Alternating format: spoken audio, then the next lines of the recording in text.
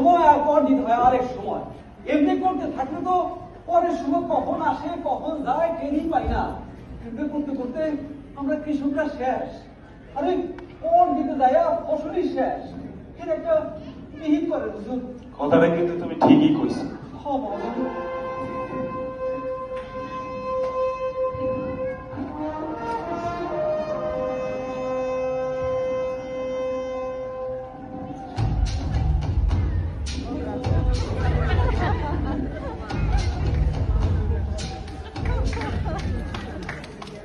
এই অভিযোগ কেন শুনছি?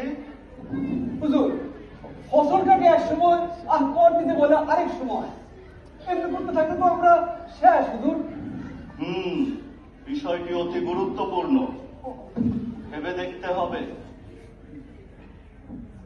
তাহলে আজ থেকে ফসলের সময় অনুযায়ী শুরু হবে বাংলা সন।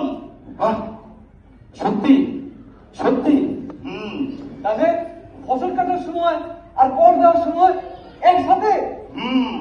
বাহ, শুনুন শুনুন, আজ থেকে শুরু হলো নতুন বাংলা বছর। পুরনো হিসাব শেষ, আজ খুলছে হালখাতা। তার মানে নতুন বছরের সূচনা। অবশ্যই আজ মিষ্টি খাবো, গান গাইবো, সবাই বলুন